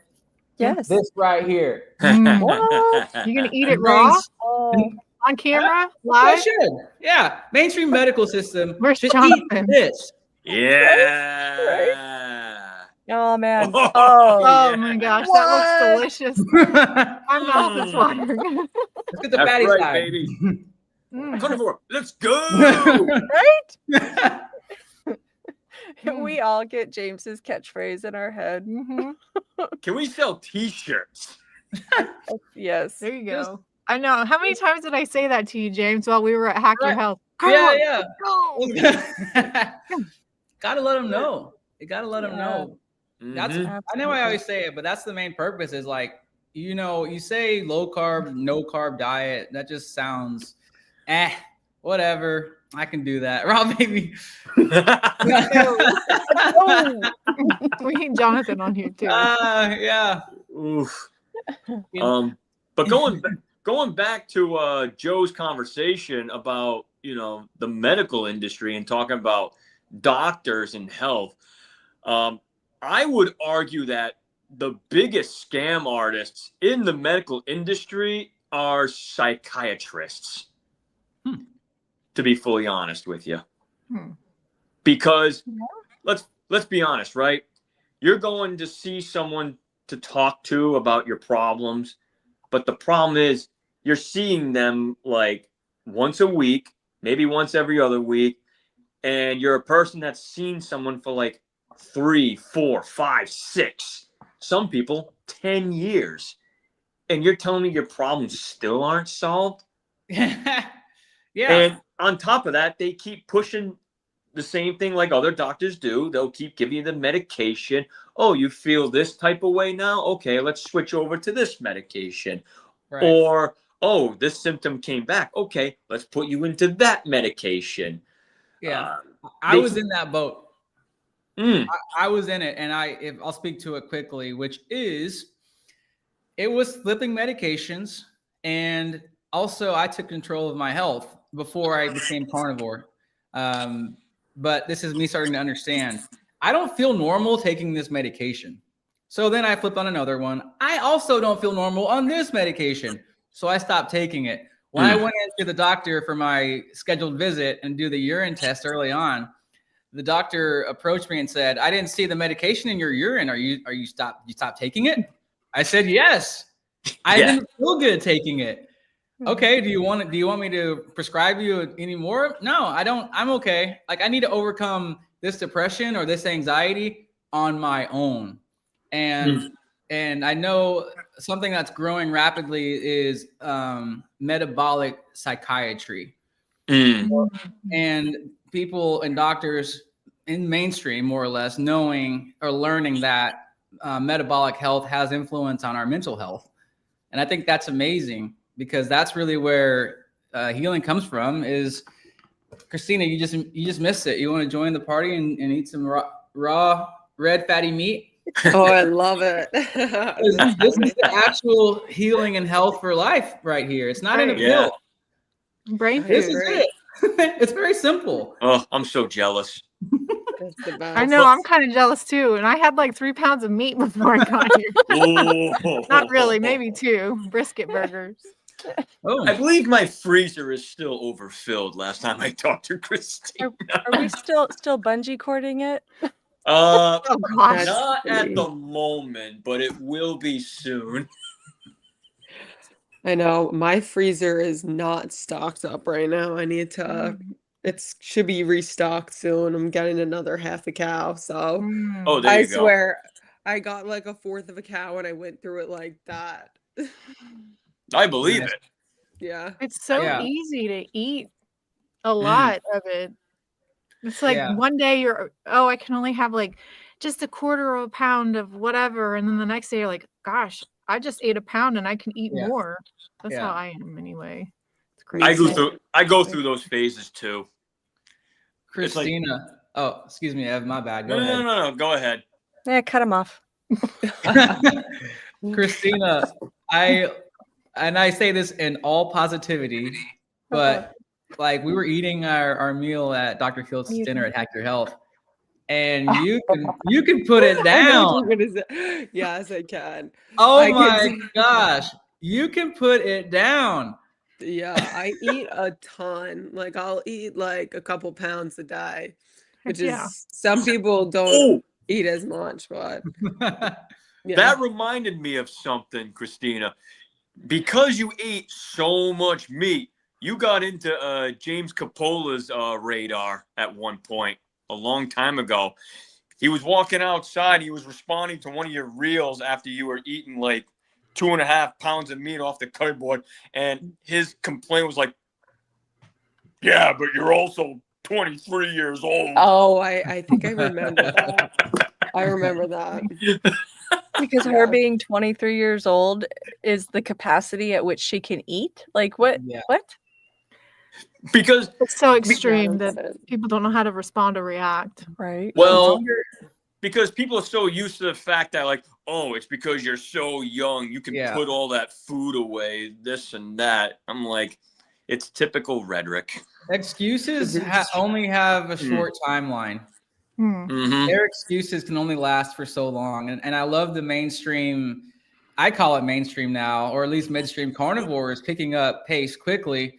And the more and more people and the more and more years that we continue to be the prime examples, the excuses are going to fall short. It's nothing to say to another human who's actually like lost weight, who has found mental clarity, has good energy, and then for you to actually stare them in the face, eye to eye, and say, "Oh, you just wait till you get, colon cancer." It's just laughable. You just wait until you get heart disease. Yeah, that's what the things they say on social media. But real confidence, as I say, arrives at 0 feet. So let's stand face to face, and you tell me that what I'm doing is bad, and let's do this after I've done it for X number of years, hopefully up to 10 to 20, 30. Too bad we didn't start, like we said, in our 20s. Not all of us could be as lucky as Kristina. I probably would still be playing hockey if I found out about this diet. Yeah, that's like what I said earlier about y'all that are younger. Like I'm 44, but Christina, you're 24.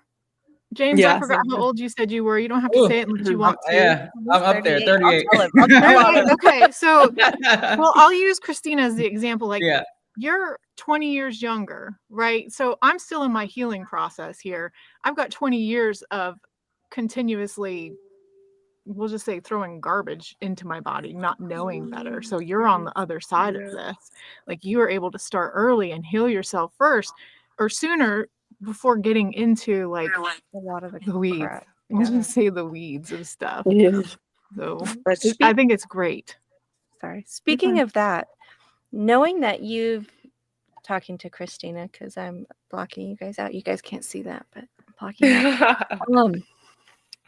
Since you've been not feeling so well recently, and I know that you're not big on medications, and you did make that a big point in one of your posts here recently.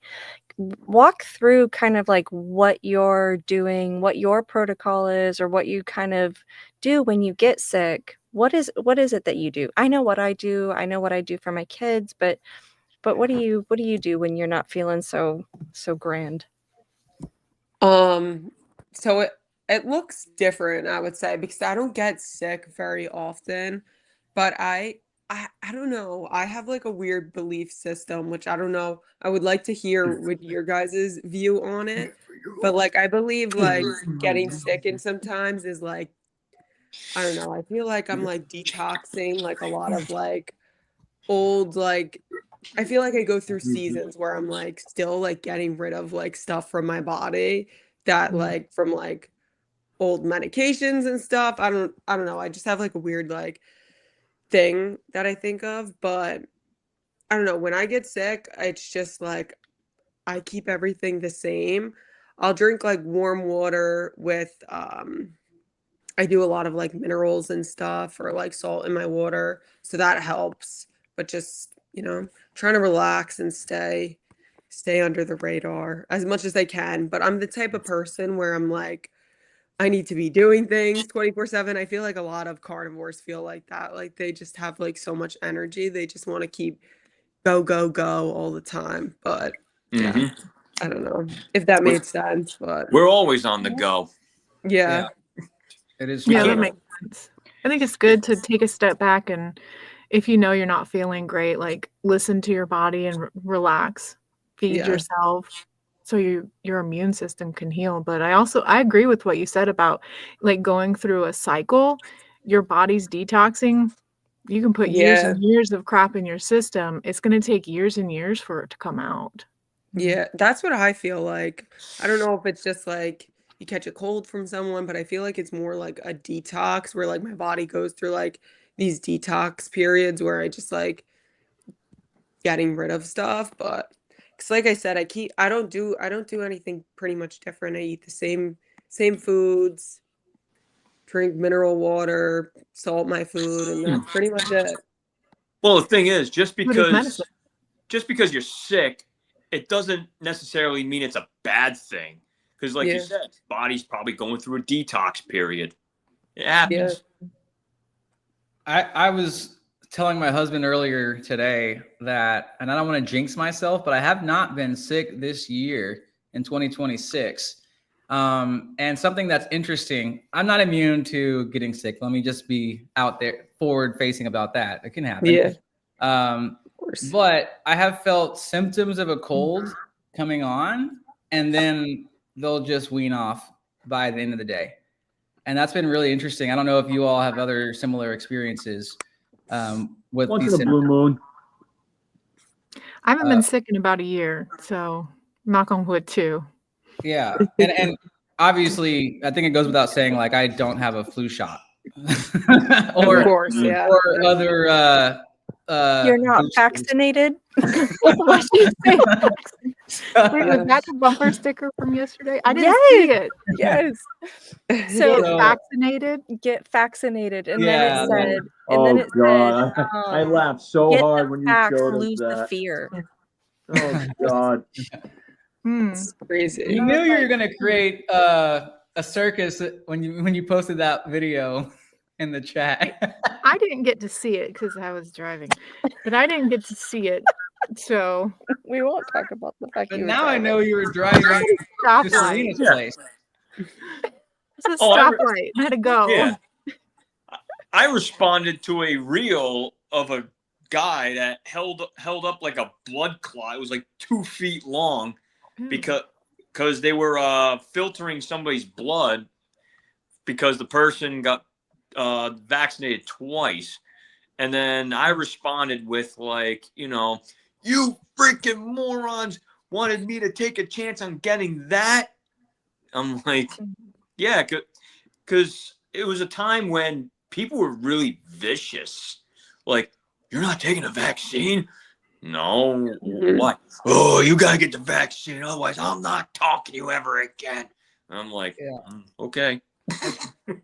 Another false, in my opinion, boldly and strongly, I believe that is another false belief in our mainstream medical system. Right. 2020 proved that.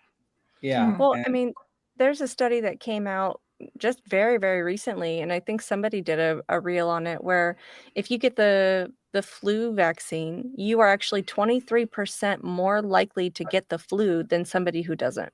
Interesting. We've known that for years. That's the crazy part. It's like official now. It's official. Okay, fair enough. Yeah, I mean, for most of my life, right? I got the flu vaccine for most of my life, obviously, and I got the flu just about every year. So when I started thinking critically, which, as we know, is usually just asking simple questions, why am I getting the flu, but yet I have the vaccine? So it's not working. Critical it's not as bad though. It doesn't last as long. That's why you get it, and then you won't get other that people never happened. No.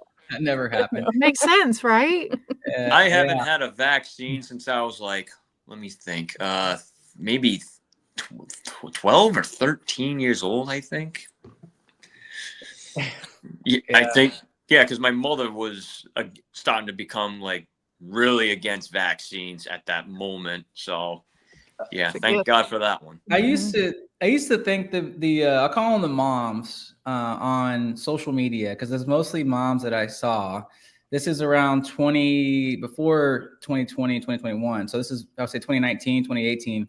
It was picking up steam, at least on my social algorithm. And it was moms who were like the anti-vaxxers. And I thought in myself at that time, like, these people are absolutely out of their mind. Like, why would they not trust a vaccine? And then, coming out of the back end of all this, and we were all seeing very clearly what did and did not work. Then it's very obvious. And I look back at these moms from, these anti-vaxxer moms back from before all this chaos of sorts. And I'm like, wow, I'm glad they actually stood up for themselves. And I'm glad for the people in the moment in the last 4 or 5 years ago who actually stood up for themselves as well. Because like I said, if it wasn't for my husband who was standing up, I was in there. I was part of the train. I was just following like a sheep, and I was one of those people. And he just kept telling me, he kept shaking me and waking me. Why are you thinking that way? Why are you doing this? And I'm like, what do you mean? Well, I hate to be the bearer of bad news, but like a lot of those. Do you hate it really, Ed? Well, two things. But in that conversation, there were actually a lot of those anti-vaxxers that actually ended up becoming pro-COVID vaxxers, unfortunately. And it was crazy. Like 2020 just proved everything. And on a second note, I got to get going pretty soon, but I just wanted to hop in for a little bit. I'm just very fortunate that I don't live in Providence, Rhode Island. I don't know if you guys heard about what happened, because I actually live 15 minutes away from that city. And that's scary. Yeah. Well, you wouldn't think that such a small city in the smallest state of the country would have that many problems. It's sad. Yeah, exactly. But I gotta get going because I gotta go to the shelter and bring some dogs inside. Otherwise, they will freeze to death. Oh, that's nice. Yeah. Thanks for doing that. No problem. They pay me to do it, so. All right. Have a good night, everybody. Bye. How do I exit out of this stupid? Wait, You're still live. That was the goodbye. How do I end that stupid thing? That's great.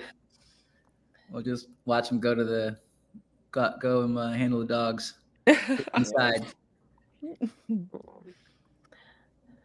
All right, so I wish I could be sporting a beanie right now. Just saying. Oh, At least you yeah. called it a beanie. What else was A it? little hat. Toboggan? Yeah, it's so Toboggan. cold here. It keeps my head warm. Where are you? I'm on Long Island, so it's not even that cold, but like it's snowing here. And I'd rather be in Florida, somewhere nice and warm. She'd rather come visit you, James. It's got to be at least now. It's got to be like 40 degrees here. It's 40. Oh, You're It's right supposed on to the be money. 21. Yeah. it's not. I'll take the warm for now. It's 80 right now. Oh my I'll step gosh. outside. In my home, Shut up. where I live, let's see. That's Where do I live? amazing. Life It's must be 32 good there. degrees at my house. Yeah, it's 29 here. Oh wow.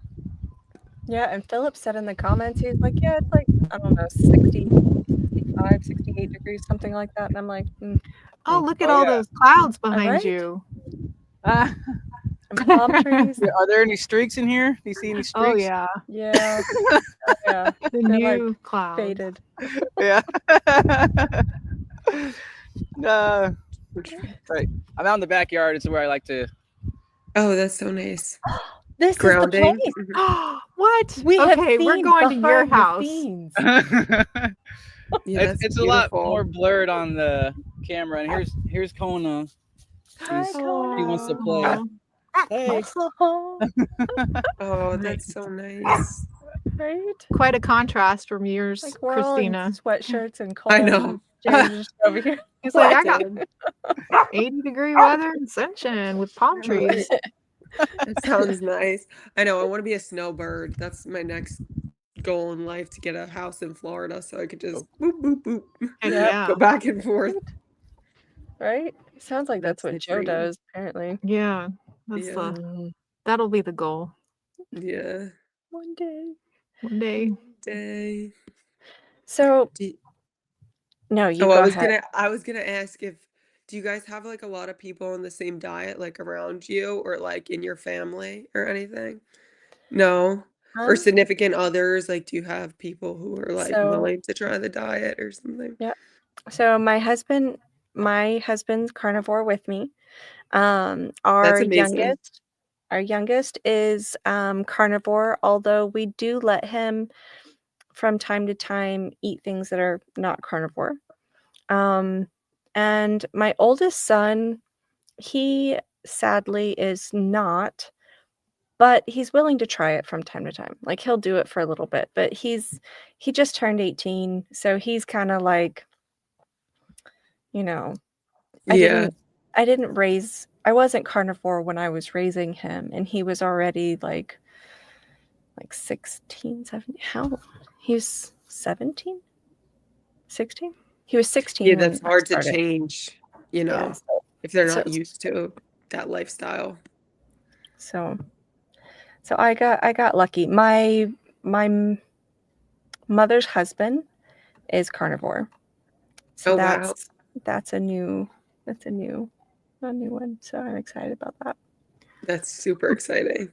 Yeah. My mom, for the most part, she is. And both of my cousins pretty much are too. I was talking about earlier, I have a lot of family. I hang out with my cousins. They're like my best buds. But Oh. one of them is the one that introduced me to carnivore. I was like, you're nuts. You just eat meat. Why would you do that? You gotta have fruits and Yeah. vegetables. But I was kind of already on the path. Yeah. But otherwise, my sisters are like, you're crazy. My coworkers It's are like, such a "You're mind crazy." game. Carnivore is. I mean, once we're in it after a certain month or time frame, of course it feels normal and then optimal. But like getting into it for anybody, it's just a mind game. It's crazy. It took me 3 months just to get over the fact that even though I was losing weight and feeling better mentally, I was still questioning myself. Still questioning, like, should I have carbs? Yeah, I think I still do that. I'm like sitting looking at my plate. I'm like, I should have something else on my plate, right? This is weird. And I still feel that. I still feel like I'm missing something. Not Not like I'm Physically. actually missing something, but The psychology of it. it is. Yeah, it's like Mhm. this Yeah. whole being brainwashed into thinking you have to have certain things on your plate to be healthy, and that's just not the case. We're all Right. thriving. Well, and I especially agree. like this whole concept here in the South too, it's like everything is about sides. Mm. Everything. So it's like you don't really have sides on carnivore. So it's like there is that weird like psychosis of something's missing, but not physically. I Yeah. get that. I think the best is when you like go to a restaurant, and I've done this. I've been out like every single night this past week, which is a lot, but it's fun to do. You go out and they're like, you order a steak. Okay, and we have this, this, and this for your sides. I'm like, can I have another steak as a side? Or I just want the burger. I don't want any bread or anything. Well, what do you want for your side? Another burger? I'm like, what? You don't want anything else? And you're always questioned by it. So it's definitely turned entertaining. I'll say that. For sure. Yeah, I feel like you guys probably have. Where are you guys located again? We live in North Carolina. Okay, is there a lot of people Obviously who like close. question you? Like you were saying, a lot of people that question you when you go out to eat, or like even like people if you're Oh, sitting around the family. table. Yeah. It's like, Everyone. Funny. where's all your sides? Where's your vegetables? Like, I I don't eat know. stuff. You don't eat anything like that? Nope. None of it. Probably And like then some I crazy. usually get the look of like, oh, Mm, that's the you know, best. like, oh, you know, like, you immediately know that they're automatically thinking, oh, you're going to get a heart attack. You're going to die. Like that's, you Mhm. can see the real like running across their thoughts. Yeah. You're just like, Yeah. okay. I'm just so used to it at this point. I don't even think majority of people who know me now, like know that I'm on a specific diet and they don't even like question me. So Right. they either think it's really cool or just like don't care enough, I guess, to ask questions. Yeah. I like the ones that are shocked at first and then they start asking the questions. And then you get to Yeah. get into why you're doing it and how much it's helped you and how you're feeling and how it's hard to explain because you've never really been at this point in your life. You've never Mhm. felt this amazing, but here you are and it's like, gosh, I know that all four of us on this call understand it, but when explaining it to somebody who isn't on this lifestyle, it's just it's not really there. You can't. It's an Yeah. amazing feeling. Exactly. Cool, calm, collected. That's right. I switched to my phone. Can you hear me? Yes. Okay. Yeah, I do think as well, the trust I've gained trust with my family. One example is with my twin brother. I was back at my class reunion. This is why I left Hack Your Health on that Saturday. And my brother actually told me something I didn't know, which was he's like, yeah, when you first went on carnivore, I was a little worried. And he was talking with somebody else. There's three of us in a little group. And he's like, I was a little worried about him when he started carnivore. I didn't think that would be healthy. But now, like that he's been doing it for over 2 years, I actually think he's doing all right. And I don't think it's unhealthy for you. So I thought that's amazing. And also in the U.S. holiday Thanksgiving, I was talking about the sugar babies, as I dubbed them, my nephews. But the parents also have lightened up on their questions to me and to my husband, because again, for both of us, just about, for me over 2 years, for him just under 2 years, and we're here. The one common phrase the brother-in-law always says is, "Well, you're not dead yet, so I guess it's not hurting you too much." And I'm like, "Yeah." That's true. Proof is in the pudding. Proof is in the steak. There, Right? yeah, Right? I love it. Yes. Yeah, I feel it's like it's funny a how lot many. more common. Mm. Like a lot of people are on this diet, not on the diet, but a lot of people have heard about it, so it's not as like Oh I my don't know. gosh. Yeah, crazy. Yeah, it's not as crazy anymore as well. I do think I make waves at work though when I eat butter. Like I don't think it's abnormal for us, but like I'll have butter at some room with maybe 2 or 3 people in the room. And then somehow I'll walk back to like our main office space and then someone will say like, "Hey, I heard you were eating butter. What are you doing that for?" And I'm like, "Who told you that?" I should know better though. I mean, to the average person, butter is unhealthy as a individual food. So Yeah. I tend to have, I guess I'll say, have a reputation with where I work. They all know that I pretty much eat only steaks. So going out, I'll order like 2 steaks and I eat all of them. And they're just like, "You just ate that much?" Like 2 18-ounce ribeyes. Like, "Yep, I ate the whole thing, both of them." Yeah. But it's like whenever we're all out in a group, they're like, "So what's on the menu tonight? What are you getting tonight?" I'm like, "Do you even have to ask?" Same thing on repeat. That's funny. right. And I think it's interesting too. We have a holiday party coming up this Tuesday, and there's a vegan order, of course, and then there's net for me. They actually made a specific carnivore meat only order, and in my head, I'm just like, I appreciate the love, but I need this to be a whole lot fattier. Look, I know Kristina, you mentioned you like it leaner, but I like the fatty cuts. So I'm like, course, yeah. I'll be getting a steak. I'll be bringing it with me to work to have that for my meal. No, that's funny. Yeah, I feel like people, like when you go out to eat, like ordering 2 steaks looks like a lot, but like in reality, that's like all you're eating. So it's like everyone else is eating the sides and having their cocktails and this. So like the little small piece of meat is gonna fill them up. Where in like, I don't know. Sometimes when I go out to eat, I feel like not even the steak fills me up. Like I need like, or like the Yeah. 2 steaks don't even fill me up. I need like another when I get home.